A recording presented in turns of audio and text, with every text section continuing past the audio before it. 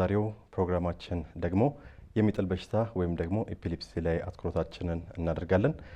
በብሔራዊ ደረጃ የሚጥል በሽታ ቀን እየተከበረ ነው። ከግንቦት 7 እስከ 14 ባለው ቀን ትኩረት ለሚጥል በሽታ በሚል መሪ ቃል ነው ይሄ በሽታው ግንዛቤ ማስጨበጫ በመስጠት እየተከበረ የሚገኘው። በዓለም አቀፍ ደረጃ 65 ሚሊዮን በላይ ሰዎች ከሚጥል በሽታ ጋር እንደሚኖሩ መረጃዎች ይጠቁማሉ። በሀገራችን ደግሞ ስናየው ከ1 ሚሊዮን በላይ የሚሆኑ ሰዎች ከዚሁ ከሚጥል በሽታ ጋር እንደሚኖሩ መረጃዎች ያሳያሉ። ዛሬ በዚሁ ዙሪያ የሚጥል በሽታ ስንል ምን ማለታችን ነው? ከሌሎች በሽታዎች ከሌሎች የሚጥል ምልክት ካላቸው በሽታዎች ጋርስ እንዴት ነው የምንለየው የሚለውና ሌሎች በርካታ መረጃዎችን እያስደምጥናችሁ ወደ እናንተ እያሳየን አብረን እንቆያለን። በ800 ላይ አጭር የጽሁፍ መልእክት ልትልኩልን ትችላላችሁ። እንዲሁም ደግሞ ጥያቄዎች ወይም አስተያየት አለን የምትሉ ከሆነ ደግሞ በ0115538137 ላይ እየደወላችሁ ሀሳብ አስተያየቶቻችሁን ልትሰጡን ትችላላችሁ። እዚህ አጠገቤ አንድ እንግዳ አሉ። እንግዳችን ዶክተር ተስፋዬ በርሄ ይባላሉ። የነርቭ ሕክምና ስፔሻሊስት ሐኪም ናቸው። ጤና ይስጥልን ዶክተር፣ እንኳን በሰላም መጣ። አመሰግናለሁ።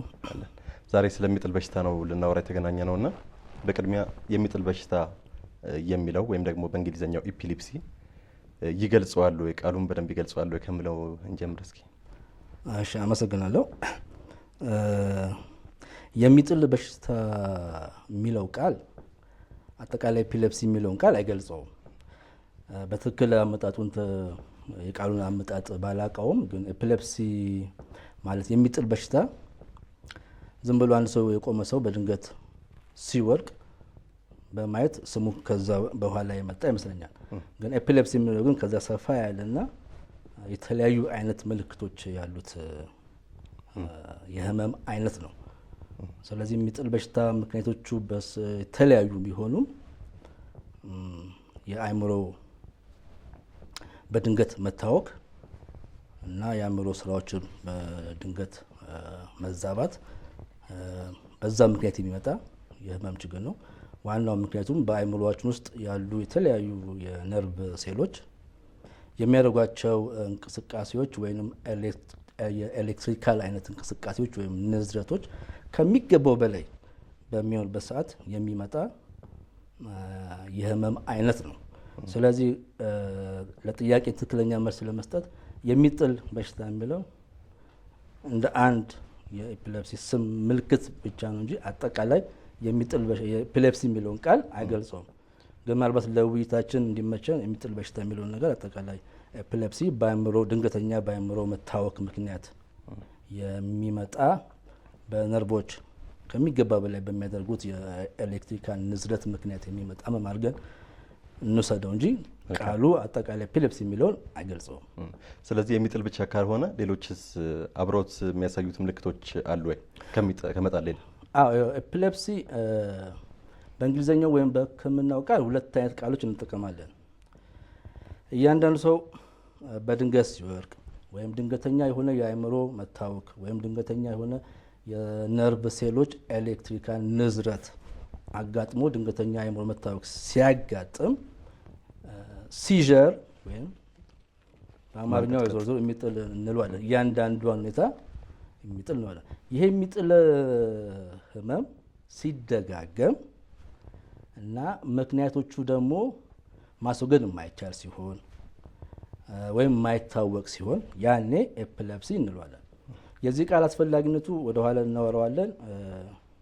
ከህክምናው ጋር ከምንሰጠው ህክምና ጋር ስለሚለያይ ነው። ስለዚህ ወደ ጥያቄ በቀጥታ ለመምጣት ምልክቶቹ ብዙ ናቸው። የምልክቶቹ ደግሞ ዋነኛነት የሚወሰነው በሚጎዱት የአእምሮ ክፍሎች ነው። አጠቃላይ የአእምሮ ክፍሎች በአንድ ላይ ሲጎዱ በአንድ ላይ የኤሌክትሪካል ንዝረቱ ሲጨምር እና በድንገት መዛባት ሲመጣ ይሄ ብዙዎቻችን የምናየው ወይም እኛም እንደ ህዝቡ በልጅነታችን የምናውቀው ሰዎች በቆሙበት በድንገት ይወድቃሉ። ከዛ ሰውነታቸው ይወጣጠራል። ከዛ መንቀጥቀጥ ነገሮች ይመጣሉ። ከዛ አረፋ መድፈቅም አለ። አይናቸው መገልባበጥ፣ አንዳንዴም ዋሽንት ማምለጥ፣ ከዛ ህመሙ ካለቀ በኋላ ጥርሳቸውን መንከስ የዛው ክፍል ነው። ይሄ አንዱና በብዛት የምናየው የሚጥል አይነት ህመም ነው። ሌላው ከዚሁ ጋር ተመሳሳይ የሆነ ሰዎች ላይወድቁ ይችላሉ፣ ግን በድንገት ራሳቸውን መሳት፣ ከሰው ጋር የሚያደርጉት ግንኙነት ጥፍት ይል ይችላል። ምናልባት በዛ ወቅት ላይ አንዳንድ የሚያደርጓቸው እንቅስቃሴዎችን ሊኖሩ ይችላሉ። ለምሳሌ ጥርሳቸውን መንከስ፣ ከንፈራቸውን መጠራረግ ነገሮች ሊያሳዩ ይችላሉ። ግን በዛች ወቅት አግኝተህ ብታናገራቸው መልስ አይሰጡህም። ይህም አንዱ አይነት ብዙ ጊዜ በአዋቂዎች ዘንድ የሚከሰት ነው። ህጻናት ላይ ደግሞ አለ። ህጻናት ላይ ደግሞ የሚከሰተው ልክ እነዚህ ተመሳሳይ ሆነ እንደዚህ ቁጭ ባሉበት ለብዙዎቻችን በማይታይ በማናስተውል መንገድ ትንሽ ራሳቸውን ሳት የማድረግ ነገር ለተወሰነች አጭር ጊዜ ጥፍት ይላሉ። ምንም የምናየው እንደ የሚጥል በሽታ እንደምንለው የሚንቀጠቀጥ የሚያለፋ የሚተፍቅ ነገር የለባቸው። ቁጭ ባሉበት ጊዜ እንደዛ አይነት ያጋጥማቸው። እንደውም ብዙ ጊዜ በትምህርት ቤት በሚያደርጉት የትምህርት እንቅስቃሴ መቀነስ ምክንያት ወደ ኋላ ተኬደው ነው ብዙ ጊዜ እነሱ የሚታወቁት። ሌሎች ብዙ ጊዜ በአዋቂዎች ላይ የሚከሰት የተወሰነ የአእምሮ ክፍል ብቻ የሚጎዳ ከሆነ የተወሰነ የሰውነት ክፍላችን ምልክት ሊያሳይ ይችላል። አንዳንዴ እጃችን ሊንቀጠቀጣል፣ እግራችን ሊንቀጠቀጥ ይችላል፣ ወይ ፊታችን ሊንቀጠቀጥ ሊርገበገብ ይችላል። ይሄ እንግዲህ የእጃችን የእግራችን ወይም የፊታችን እንቅስቃሴ የሚቆጣጠረው የአእምሮ ክፍል በሚጎዳበት ሰዓት ነው። ግን የሁሉም ምልክቶች ዋናው የሚለያቸው ከሌላ ከመንቀጥቀጥ ነገሮች ምንድን ነው? ይመጣሉ፣ ይጠፋሉ፣ ይመጣሉ፣ ይጠፋሉ። ብዙ የሚንቀጠቀጥ ህመሞች ስላሉ ነው። የሚጥል በሽታ በአጠቃላይ ግን ምንድን ነው? ለአጭር ጊዜ የሚመጣና ከዛ የሚቆም ከዛ በተወሰነ ጊዜ ደግሞ የሚደግም አይነት ህመም ነው። ሌላ ሰውነታችን ላይ ማቃጠል፣ መደንዘዝ ስሜት የተለያዩ ሰውነት ክፍላችን እንደ አእምሯችን ክፍል እንደተጎዳው የሚወስን ስሜት ሊመጣ ይችላል። የባህሪ ለውጥ በድንገት ልናመጣ እንችላለን። ልክ እንደ አእምሮ ህመም ሳይካትሪ ህመሞች አይነት ሊመጡ ይችላሉ። እና ቁልፉ ነገር ምንድን ነው? መልእክቱ ምንም እንኳን ቃሉ የሚጥል በሽታ ቢልም ኤፒሌፕሲ የሚለው ነገር ምልክቶቹ ብዙ ናቸው። ግን በብዛት የምናየውና በሽተኞችም ሲጎዱ የምናየው ግን ይሄ የሚጥል በሽታ በድንገት የሚጥለው ነገር ከመጣሉ ጋር በሚመጡ አካላዊና ስነ ልቦናዊ ምክንያት የሚከሰቱ ጉዳት ስለሆነ እሱኛው ትንሽ ሁላችንም ስንመለጥ ጠንከር ይላል እና እንደርሳችንም እሱን ስፋት ማለት እንችላለን። አንድ ሰው አሁን ቀደም ሲል እንደተባለው በጣም በርካታ ምልክቶች ያሉት የሚጥል በሽታ መጣል አንዱ ነው። አንድ ጊዜ የወደቀ ሰው የሚጥል በሽታ አለበት ማለት እንችላለን ወይንስ እንዴት ነው በሕክምና? እሱ ጥሩ ጥያቄ ነው። ቅድም ያልኩ ነው የሚጥል በሽታ ስንል በእንግሊዝኛ ሲዥር እና ኤፒሌፕሲን ብለን መለየት አለብን። አንድ ጊዜ የሚከሰት የሚጥል ህመም ኤፒሌፕሲ ብለን ልንጠራው አንችልም። በእርግጥ ዞሮ ዞሮ ምክንያቶቹ ይወሰናሉ። አንዳንዴም አንድ ጊዜ ሲጥለው ኤፒሌፕሲ ብለን ልንወስድ እንችላለን። ጥሩ ምሳሌ ብሰጥ አንድ ሰው ኤፒሌፕሲ አንድ ጊዜ ቢጥለውና ግን በቤተሰብ እንደዚህ አይነት ታሪክ ቢኖር ይሄ ሰውዬ የመደጋገም እድሉ ከፍተኛ ስለሆነ ኤፒሌፕሲ ብሎ መውሰዱ ጥሩ ነው። ብዙዎች ግን ከተለያዩ የውስጣዊ ህመሞች ጋር በተያያዘ ለምሳሌ የስኳር መጠን ሲያንስ፣ በተለያየ ምክንያት ከሰውነታችን ፈሳሽ ወጥቶ የሰውነታችን ፈሳሽና ንጥረ ነገር ሲያንስ፣ የተለያዩ የውስጥ ደዌ ህመሞች ሲኖረን በዛች ወጥ ላይ የምትከሰት አንድ ችግር ልትኖር ትችላለች፣ ወይም መጣል ስሜት። ምናልባት ላቋርጠና ዶክተር አንድ ስልክ ስላለ እሱን አስተናግደን እንቀጥላለን። ሄሎ፣ ጤና ይስጥልን። ሄሎ፣ ጤና ይስጥልን። ማን ነበር? ከየት ነው? አምጣግሮ ከባምባሲ። ማን ልበል? ከየት ነው? ሀምዛ ግሩ ከባምባሲ። እስኪ ጥያቄህን ቀጥል። እስኪ የሚወድቁ ሰዎች የሚጥል በሽታ ያለባቸው ሰዎች ማለት ነው ከወደቁ በኋላ ክብሪት ይጨስላቸዋል ይባላል። ይሄ ከሳይንስ ጋር ያቃረነ? እሺ፣ በጣም እናመሰግናለን። ምላሽ እንሰጣለን። እናመሰግናለን። የሚጥል በሽታ ያለባቸው ሰዎች ክብሪት የመለኮስ ነገር አለ እና እንዴት ነው እሱ ብሏል። ምናልባት ወደ በኋላ ወደ ሕክምናው ስንመጣ ወደ ኋላ ላይ በዝርዝር እናያቸዋለን። ቅድም አንዳንድ ምልክቶችን እያየን ነበር። አዎ፣ ጥያቄ አንድ የሚጥል በሽታ ያለበት ሰው ኤፒሌፕሲ ኤፒሌፕሲ እንግዲህ ዋናው ኤፒሌፕሲና ሲጀር የሚለይበት ዋናው ምክንያቱ ከሕክምናው ጋር ስለሚያያዝ ነው እና በአጭር ለመመለስ ነገሩን ቀለል ለማድረግ አንድ ጊዜ ብቻ የሚያመው ሰው ኤፒሌፕሲ አለው ብለን መናገር አንችልም። ኤፒሌፕሲ ማለት ህመሙ ሲደጋገም እና ምክንያቶቹ የማይታወቁ ሲሆኑ ወይንም ምክንያቶቹን ማስወገድ የማንችል ከሆነ ያኔ ነው ኤፒሌፕሲ የምንለው። ስለዚህ ባጭሩ ለመመለስ አንድ ጊዜ ያጋጠመ ሰው ኤፒሌፕሲ ለማለት በአብዛኛው አንችልም። ምንም እንኳን ቅድም እንዳልኩ አንዳንዴ እንደ የቤተሰብ ታሪክ ያለው ሰው የመደጋገም ቻንሱ ሀይ ነው እና ይህንን ኤፒሌፕሲ ብሎ መውሰዱ ጥሩ ነው። ሌላም ነገሮችም አሉ። ምክንያቱ ብቻ ሳይሆን የሚደረጉ አካላዊ ምርመራዎች ላይ የሚገኝ የነርቭ ምልክቶች ካሉ ሌላ የሚደረግ የጭንቅላት ምርመራ አለ። ኢኢጂ ወይም ኤሌክትሮኢንሴፋሎግራፊ ይባላል። እንደሱ አይነት ችግርም ካለ እሱ ላይ ኖርማል ነገር የማያሳይ ከሆነ ያኔ ኤፒሌፕሲ ልንለው እንችላለን። ግን ብዙ ጊዜ ኤፒሌፕሲ ብለን የምንወስደው ሲደጋገም ነው። መንስኤዎቹ ምንድን ናቸው? ወደ መንስኤዎቹ ማወጡ ነው። መንስኤዎቹ እንግዲህ የተለያዩ ናቸው። ምናልባት በእድሜ ከፋፍሎ ማየት ጥሩ ሊሆን ይችላል። ህጻናት ላይ የመጀመሪያ ዓመት ወይም እስከ 5 ዓመት፣ ከዛ መካከለኛ እድሜ ላይ ብለን ከዛ ደግሞ ገፋ ወዳሉ እድሜ መውሰድ እንችላለን። ብዙ ጊዜ ህጻናት ላይ የሚመጣው ኤፒሌፕሲ ችግር በተፈጥሮ የሚመጣ ኢንሄሪትድ ይሉታል። ሌላው ደግሞ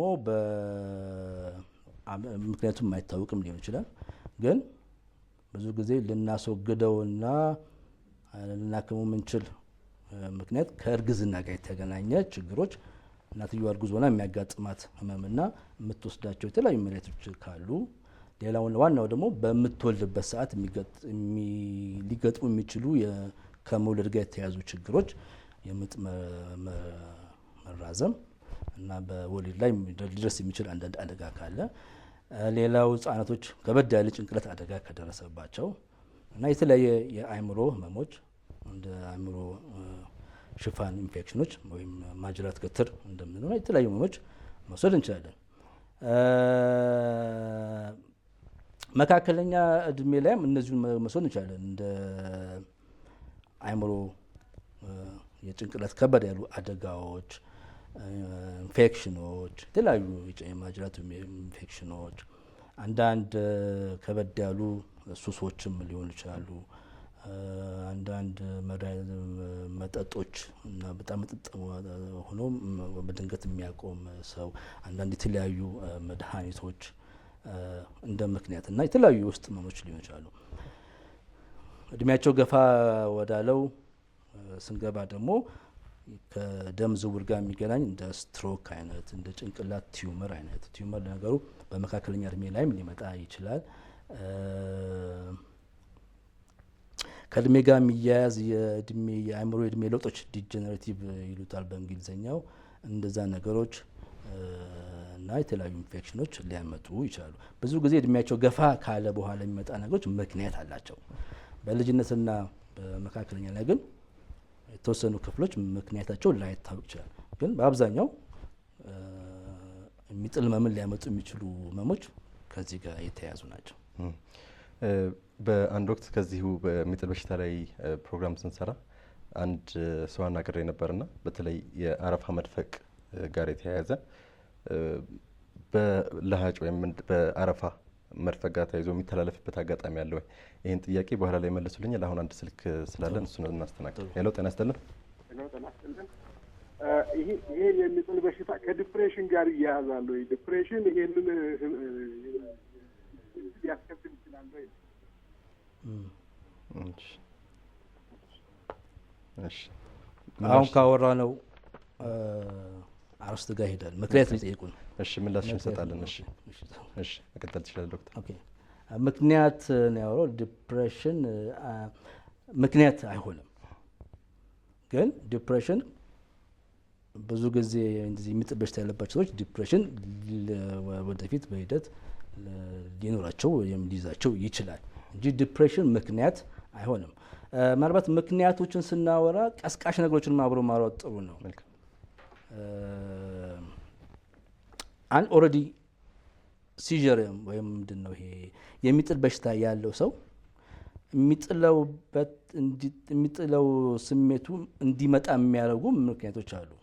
ለምሳሌ የስሜት አለመረጋጋት ዲፕሬሽን፣ አንዛይቲ ይሉታል። እሱን ሊያዘጋ ቀስቃሽን ሆኖ ሊያገለግል ይችላል።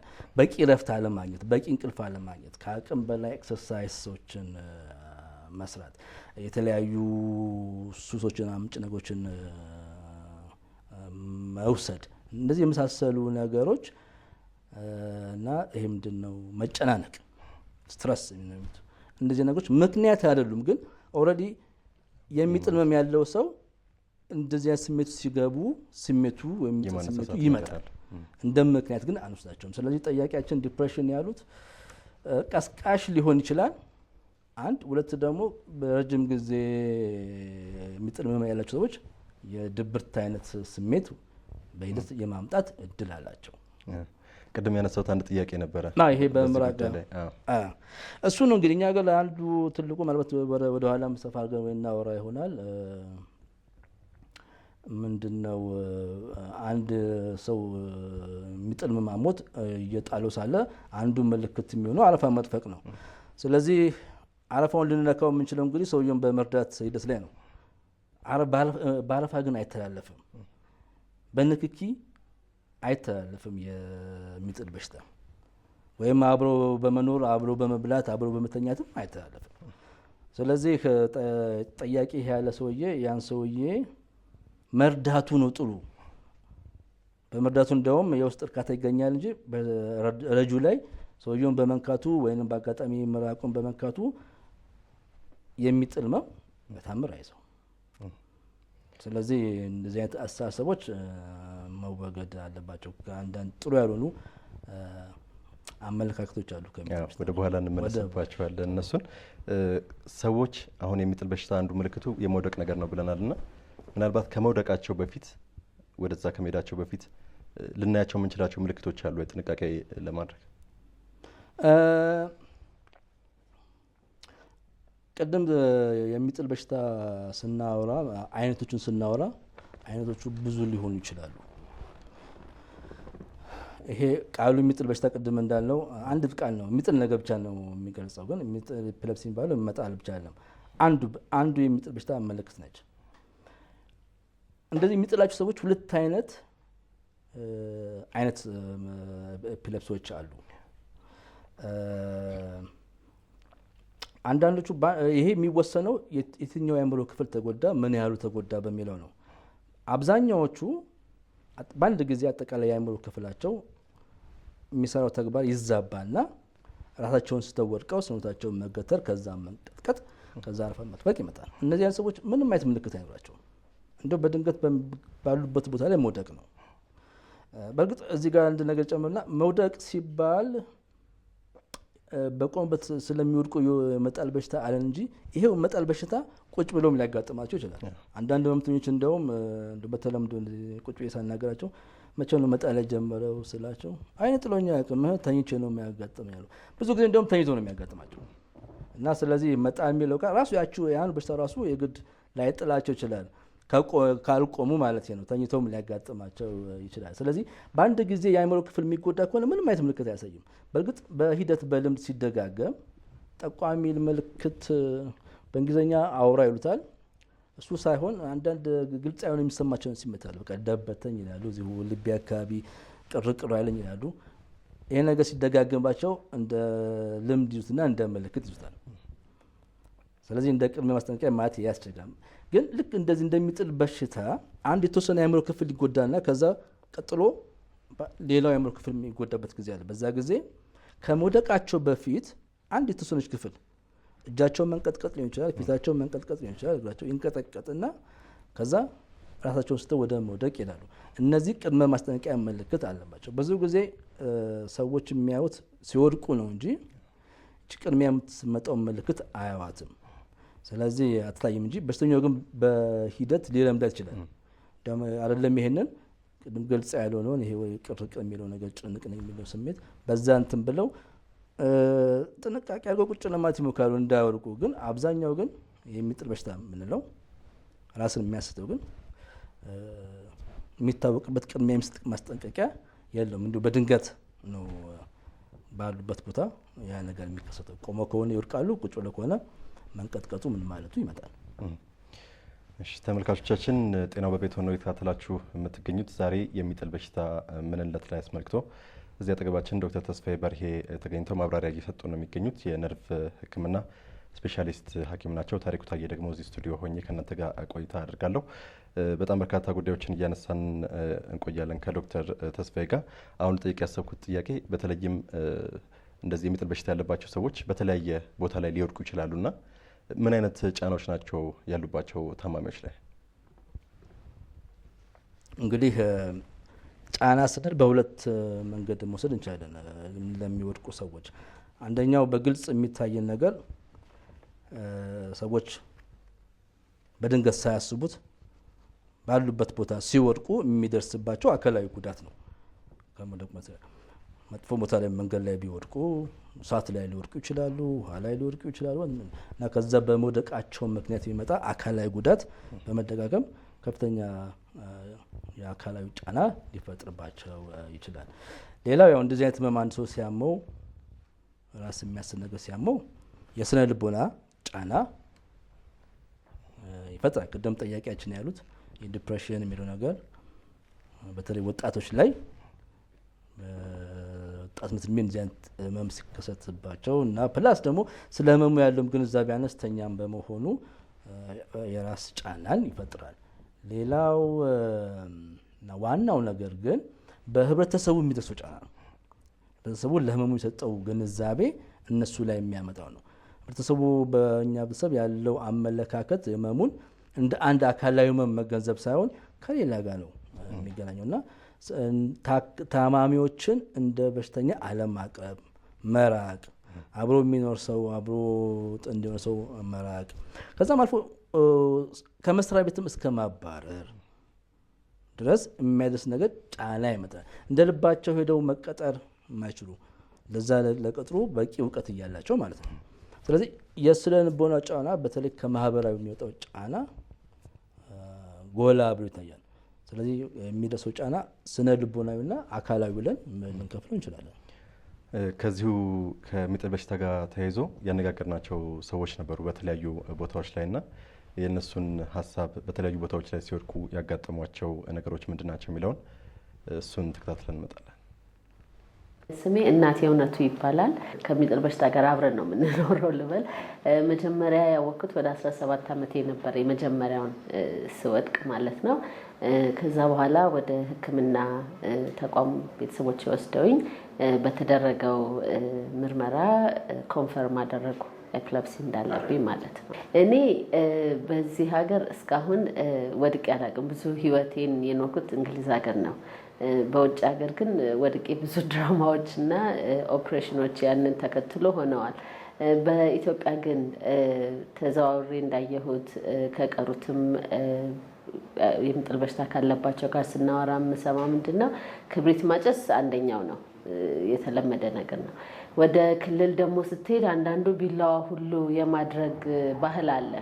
በዙሪያ ልክ በሰውነት ዙሪያ እንደዚህ እንትን ያደርጉበታል ቢላዋ መንፈሱን ይወስዳል አይነት አመለካከት አለ። አንዳንዱ በደንብ በቃ ጭብጥ አድርጎ ይዘሃል። እሱም መሆን የለበትም። ብቻ ምንድነው በአጠቃላይ ትክክለኛው ግንዛቤ የለም። ሰው ሲወድቅ ምን ማድረግ አለብን የሚለውን ገና እውቀቱ የለንም። ያንን ነው እንትን ያልኩት የተመለከትኩት። ስሜ ደሳሌ ታከለ እባላለሁ። ይሄ በሽታ ሊጀምር የቻለው በ2000 ነው።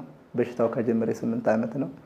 ነገር ግን ይሄን በሽታ መጀመሪያ ሲጀምር እንደዚህ ሕክምና ማለቱን ራሱ በቅርብ የግንዛቤ እጥረት ስለነበር መረዳት አልቻልንም ነበር። ይሄ በቃ አጋይንት ነው የያዘው እንደዚህ ነው ምናምን በጣም ብዙ ነገር አለ። ወደዚህ እንዲያለ ሕክምና ቦታ ስላለ እንዲያለ ቦታ ብትሄድ ትድናለህ፣ እንደዚህ ትሆናለህ የሚል እርዳታ ቢያደርጉ ደስ ይለኛል።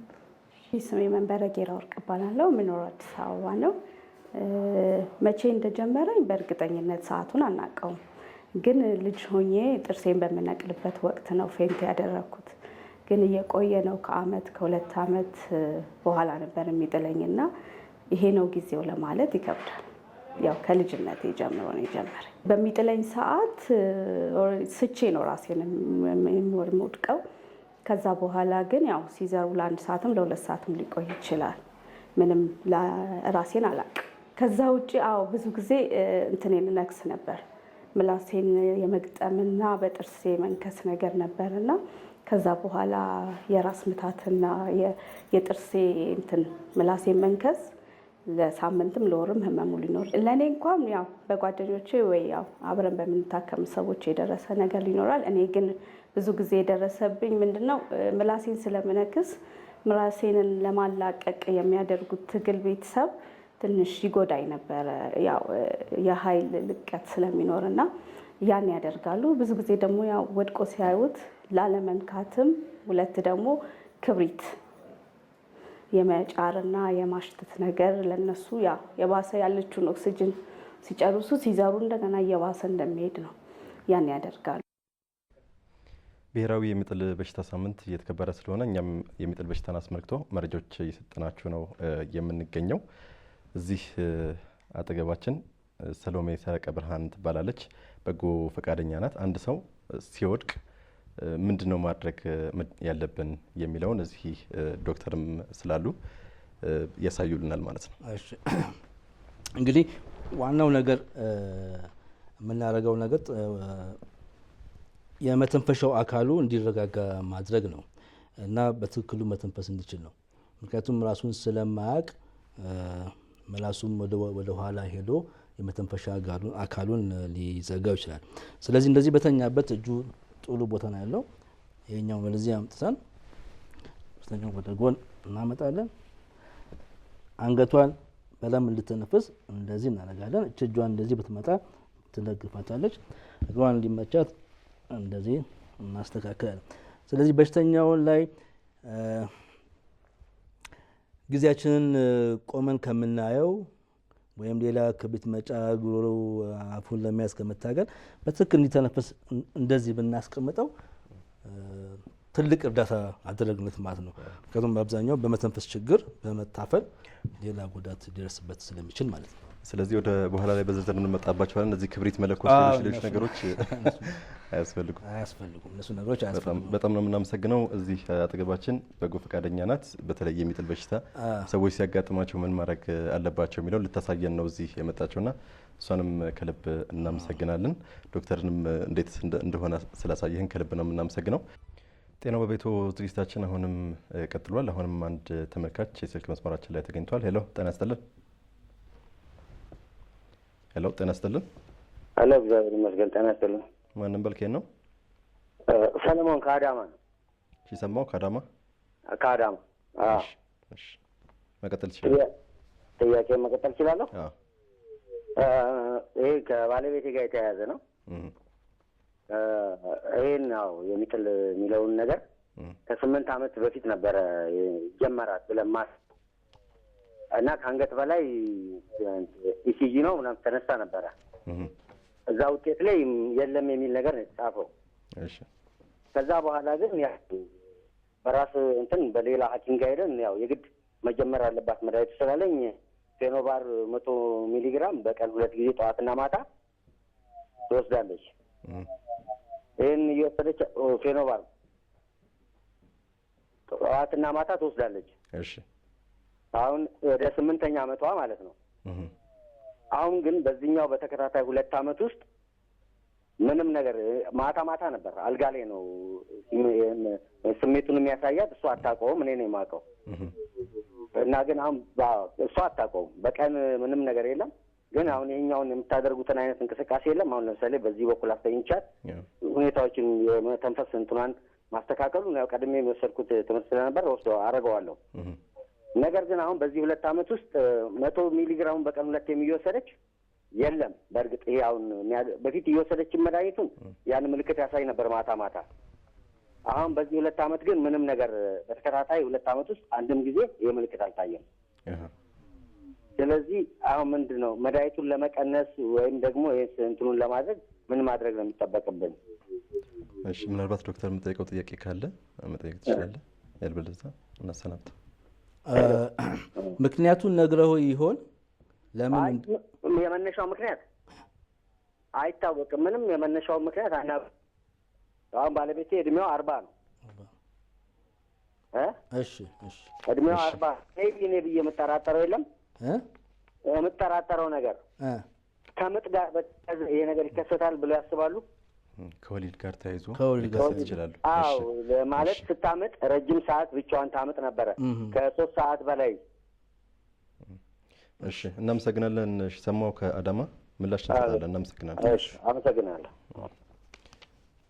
ጥያቄውን ሰምተው መልስለት። እሱን እንግዲህ አንዱ ያነሳው ነገር አንድ ሕክምና ቦታ ወስዶ የጭንቅላት ምርመራ ወይም የኢጂ ምርመራ ተደርጎላት ንጹህ ነው ተባለ። ከዛ ሌላ ሐኪም ጋር ሄዶ መጀመር አለበት ተብሎ ተጀመረና 8 ዓመት መሬት ወሰደች ነኝ። የሚጥል በሽታ በዚሁ አጋጣሚ እንዴት ነው የሚታወቀው የሚለውን ነገር ለማየት የሚጥል በሽታ መሆኑን የምናውቅበት ዋናው ትልቁ ነገር ከበሽተኛ የሚወሰዱ ታሪክ ነው። ምናልባት በሽተኛው በሚጥለው ሰዓት ስለሚጥለው ነገር ላያውቅም ይችላል። ብዙዎቹ አያውቁም፣ ወድቀው እንደነበረም አያውቁም። ስለዚህ አብሯቸው የሚኖር ሰው ወይም ሲወድቁ ያያች ሰው እንዴት እንዳደረጋቸው በሚነግረን ታሪክ ነው። ዞሮ ዞሮ ከበሽተኛው ወይም አብሮት ከመጣ አስታማሚ በሚገኝ ታሪክ ነው። እንደውም በአካላዊ ምርመራ ሐኪሙ በሚያደርገው ምርመራ እንኳን ብዙም የሚጥል በሽታ ይሁን አይሁን ማወቅ አይቻልም። እንደው በአጋጣሚ በሽተኛው ሲመረመር እዛው አጠገባችን ካልወደቀ በስተቀር የምናውቅበት መንገድ የለም። ስለዚህ በሽተኛው እንዴት አደረገው፣ እንዴት ጣለው፣ ቅድም የጠየቀኝ ጥያቄ ነው። ደጋገመ ወይ፣ ምክንያት አለ ወይ፣ የቤተሰብ ታሪክ አለ ወይ፣ የሚወስዳቸው መሬቶች አለ ወይ፣ እንደዚህ ያለ እየጠየቀ ነው። እና በዛ ነው የጭንቅላት ምርመራ ይህንን ሂደት ያግዘናል። ጭንቅላት ኢጂ የሚባለው ነገር ለምናደርገው ነገር ያግዘናል። አንዳንዴ ግን በሽተኛው ትክክለኛ የሚጥል በሽታ ያለው የኢጂ ምርመራው ኖርማል ሊል ይችላል። ስለዚህ የኢጂ ምርመራ ኖርማል ሆነ ማለት ያ ሰውዬ የለውም ማለት አይደለም። ስለዚህ በኋላ የሚወስነው ሐኪሙን ማነው በሽተኛው የሚከታተለው ሐኪም ነው፣ በወሰደው ታሪክ ነው። ስለዚህ በኢጂ አልተገኘም ማለት ወይም የለበትም ማለት በሽተኛው የሚጥል በሽታ የለበትም ማለት አይደለም። ሐኪሙ በሚያገኘው ታሪክ ይወስናል። ከዛ አብሮ የጠየቀን ጠያቂያችን ላለፉት 2 ዓመት ፌኖባርፕ የሚባል እየወሰደች ነው። ማቆም ይቻላል ወይ የሚለው ነገር ነው። መቀነስ ይቻላል። እንግዲህ ወደ አርስ ልንገባ ነው። ስለ ሕክምናው ልንገባ ነው። ወደ ሕክምናው ወደ በኋላ ላይ ልንመጣበት በኋላ ላይ እንመጣበታለን። ተመልካቾቻችን ከዚሁ ከሚጥል በሽታ ጋር አያይዘን ያዘጋጀናቸው መልእክቶች አሉ። እነሱ ምንድን ናቸው የሚሉትን ተከታትለን እንመጣለን።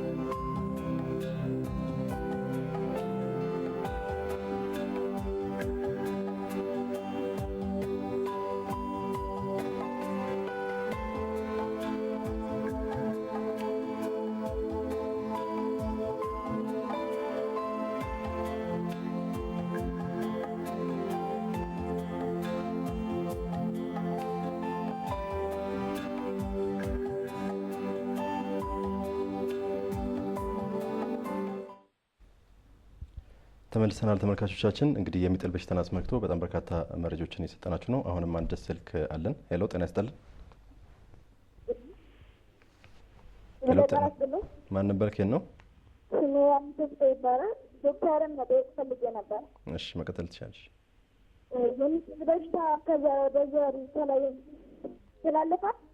የተላለፈ ምልክቶቹ ምንድን ነው? የሚጥል በሽታ ይተላለፋል ወይ ነው ጥያቄው? አዎ። እሺ ምላሽ እንሰጣለን። እናመሰግናለን በጣም።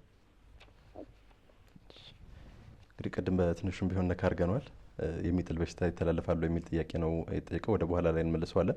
አሁን ግን ሰዎች ሲወድቁ መደረግ ያለባቸው ነገሮች ቅድም እዚህ ጋርም በምሳሌ አሳይተን ነበርና የመንቀጥቀጥ ነገር ስላለ መንቀጥቀጡን ለማቆም የሚሞክሩ ሰዎች አሉ፣ ክብሪት የሚለኩሱ ሰዎች አሉ፣ ውሃ የሚደፉ ሰዎች አሉ፣ ሌሎች በጣም በርካታ ነገሮች የሚያደርጉ ሰዎች አሉና ምንድነው መደረግ ያለበት የሚለውን እስኪ በጥቂቱ ነው ዶክተር። አዎ ቅድም ከልጅቷ ጋር እንዳሳየ ነው። በተጨማሪ አንድ የሚጥል በሽታ ያለበት ሰው በሚጥለው ሰዓት እና ሰውነቱ በሚንቀጠቀጥበት ሰዓት እኛ ማድረግ የምንችለው አካባቢ ያሉትን የሚጎዱ ነገሮች ካሉ እነሱን ማራቅ እና በሚንቀጠቀጥበት ሰዓት ሰውነቱ እንዳይንቀጠቀጥ መያዝ አያስፈልግም። ያ የሚያንቀጠቀጠው በራሱ ሄዶ ይቆማል። ግፋቤል ከ2 እስከ 3 ደቂቃ በላይ አይሄድም አጠቃላይ ሂደቱ ማለት ነው።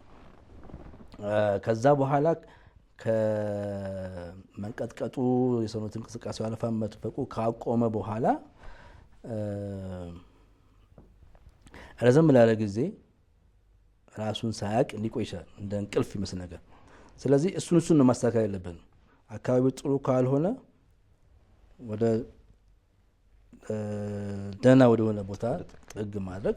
በቅድም እንዳልነው በንክኪ ምንም የሚተላለፍ ነገር የለም፣ በመንፈስም የሚተላለፍ ነገር የለም ምንም። የሚጥል በሽታ ቅድም እንዳልነው የራሱ የሆኑ የሚመጡበት ምክንያቶች አሉት። ግፋቤል የሚተላለፍ ከሆነ አሁን ጥያቄዋን ለመመለስ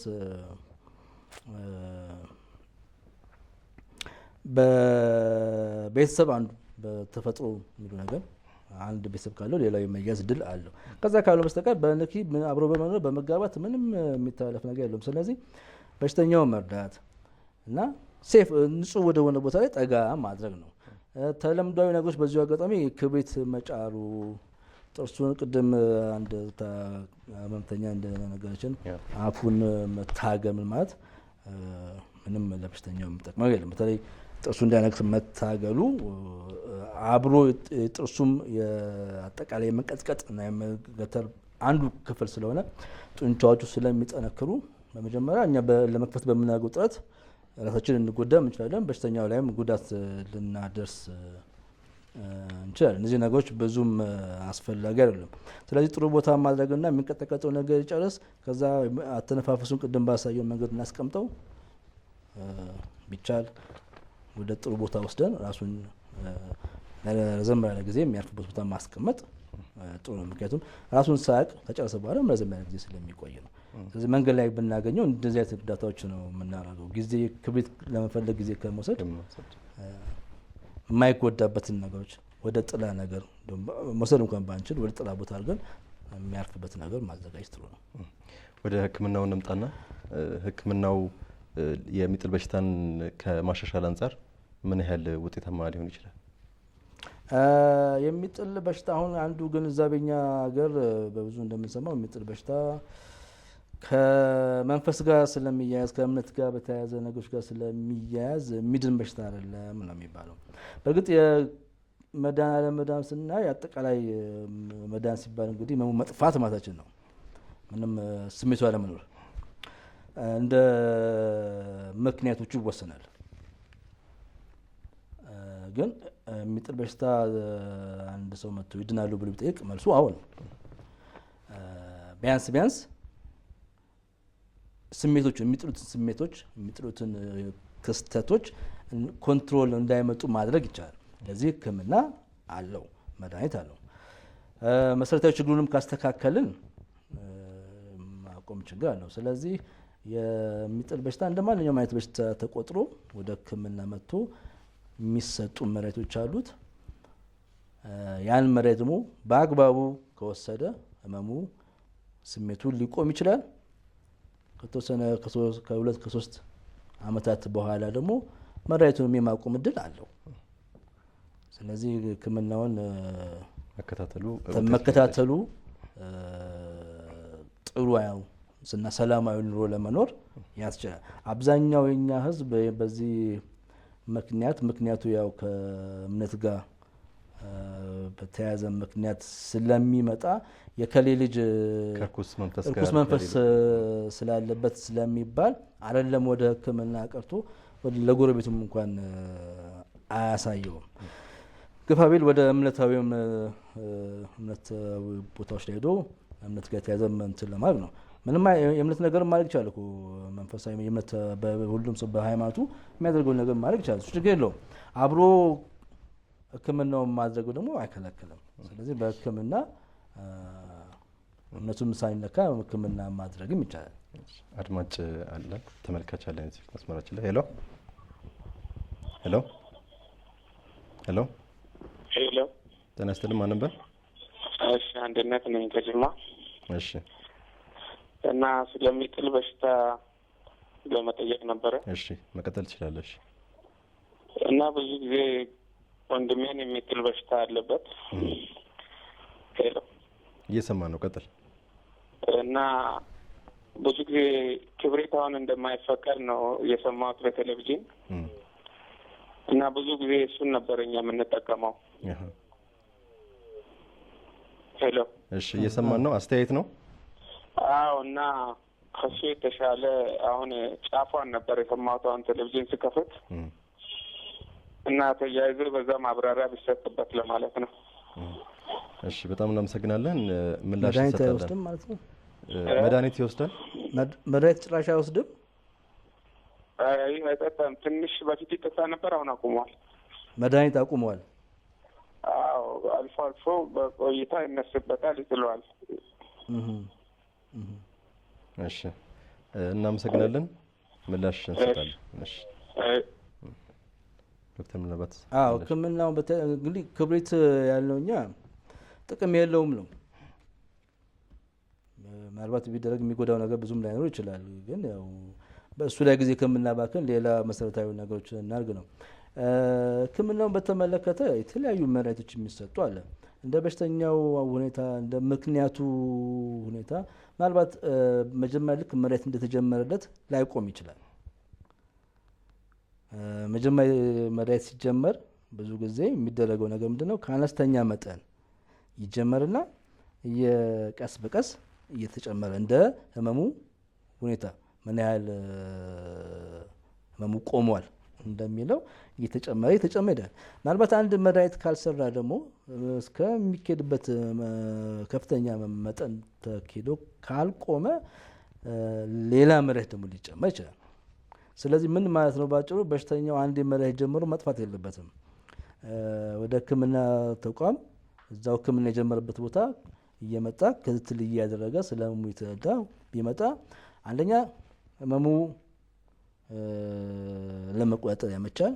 ሁለተኛ ከመድኃኒቱ ጋር በተያያዙ አንዳንድ የማይፈለጉ የመድኃኒቱ ችግሮች እንኳን ቢፈጠሩ ግንዛቤም ያገኛል። ምን አማራጭም አለ የሚለው ነገር ለመመለስም ያግዘዋል። ስለዚህ አሁን አድማጫችን አንዴ ተጀምሮ አልዳነምና መቆም የለበትም።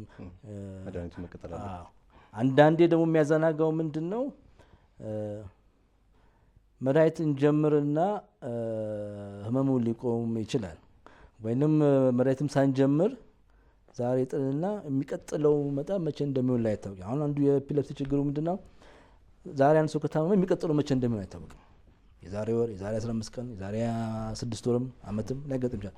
ስለዚህ በመካከሉ የዳነ መስሎትም ሊያቆም ይችላል።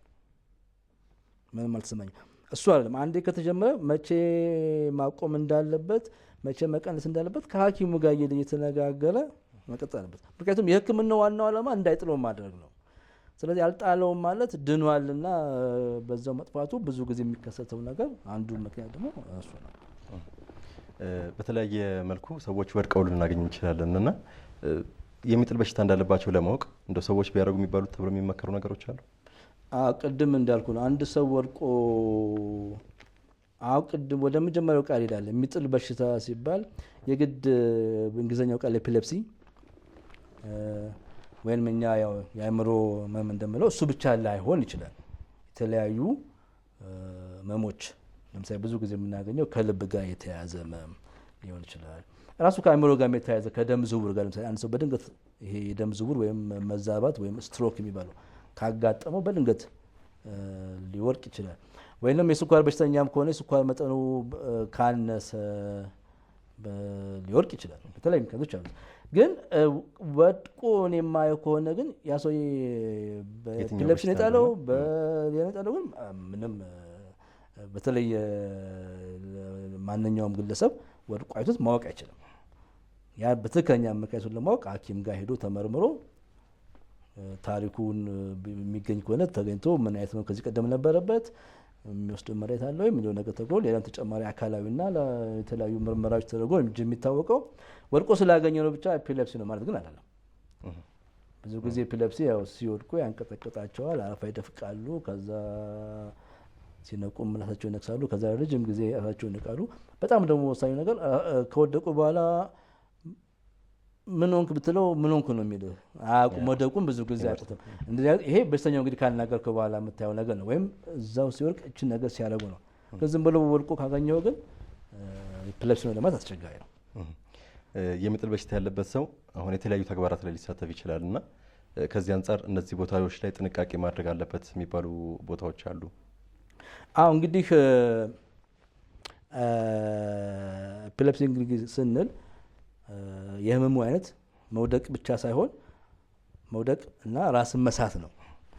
ስለዚህ በራስን በምስትበት ጊዜ አካላዊ ጉዳት ሊያመጡ ከሚችሉት ነገሮች ሁሉ ቢርቅ ህመሙ እስከሚቆም ድረስ ለምሳሌ ከቤት መጀመር እንችላለን። አንድ ሴት አንድ ልጅ እሳት አካባቢ ላይ እንዳይደርስ ወይም እናቶች እንደዚህ አይነት የሚጥል ህመም ያለባቸው ሰዎች በዚህ አጋጣሚ አንድ ጥያቄ ልመልስ፣ ይቅርታ። አንዱ ከእርግዝና ጋር ቅድም ብሎ ነበር ምጥ በኋላ ብሎ ነበር። ምጥ ራሱ አያመጣም። ምናልባት እሷ ከዚህ ቀደም የሚጥል በሽታ ካለባት በዛ ወቅት መጨናነቅ ስለሆነ እንደ ቀስቃሽ ሊሆን ይችላል መጨናነቅ። ግን ከእርግዝና ጋር የተያያዘ ከምጥ ጋር ምጥ አካባቢ ምጥ ነው ስል በማመጥ ማለት ነው። ግን ከእርግዝና ጋርና ከወሊድ ጋር በተያያዘ ግን የሚመጣ የራስ መሳትና ኤፒሌፕሲ ነገር አለ። እሱ ራሱን የቻለ ነው። እሱ በዛ ወቅት ልክ በአብዛኛው እርግዝናው ሲያበቃ የሚቆም ነው። ብዙ ጊዜ እንደ ረጅም ጊዜ አይሄድም። ስለዚህ ወደ እንትኑ ስመለስ የሚያደርጉት ጥንቃቄ ምንድን ነው? እንደዚህ ሊጎዱ ከሚችሉ ነገሮች ማሽን ላይ የሚሰራ ሰው ህመሙ በትክክል መሬት ወስዶ ኮንትሮል ሆኗል እስከሚመለስ ባያደርግ። እኛ ሀገር እንደ መመሪያም ወይም ህግም የለውም እንጂ ወይም እኛም እንደ ሐኪሞች ለበሽተኛ እንደዚህ ብለን የምንመክረው ነገር ትክክለኛ የለም እንጂ ያው በሚነበብና ውጭ ሀገር በሚሰሩበት ነው። ከመኪና መንዳት ጋር የተያያዘ ሌሎች ሀገር እንደ ህግ የሚወስዱት አሉ። እንደ አሜሪካ ሀገር የራሳቸው ከቦታ ወደ ቦታ ህጎች አሏቸው። ግን ነው አንድ የሚጥል በሽታ ያለበት ሰው የተረጋገጠ የሚጥል በሽታ ያለበት ሰው መኪና ባይነዳ ይመከራል። ግን ሁሌ አይንዳ አይደለም። መድኃኒት መጀመሪያ በሽታው ከተረጋገጠ በኋላ መድኃኒት ይጀምር። መድኃኒት ጀምሮ ደግሞ የሚጥለው ነገር ሳይኖረው ለተወሰነ ጊዜ ይታይ። እንደ ቢያንስ 6 ወር እስከ ዓመትም የሚሉ ወገኖች አሉ። መድኃኒት እየወሰደ በዚህ ጊዜ ውስጥ ምንም አሞት የማያውቅ ሰው ከሆነ ይንዳ የሚል ፈቃድ ሊመጣ ይችላል።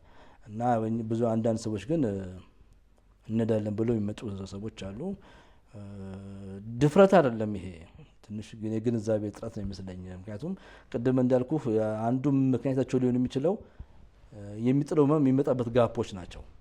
ስለዚህ እሱ እያዘናጋቸው ሊነዱ ይችላሉ። ስለዚህ ሐኪምን አማክሮ ንዳ እስካላለው ድረስ ባይነዳ ይመከራል። ሌላው የሚመከረው ነገር አደጋውን ስናስብ ነው። አንድ ሰው ራሱን ስት ዋና ውስጥ ማይገባ በትክክል ኮንትሮልድ ሆኖ ሴፍቲ የሆነ ቦታ ላይ ካልሆነ በስተቀር ዋና ነገሮች ቢያነዳ እና በአጠቃላይ አደጋ ሊያመጡ የሚችሉ ቦታዎች ቢወርቅ ራሱን ቢስት ችግር ሌላ ጉዳት ተጨማሪ ጉዳት ሊያመጡ ከሚችል ቦታ ላይ ቢወገድ ጥሩ ነው።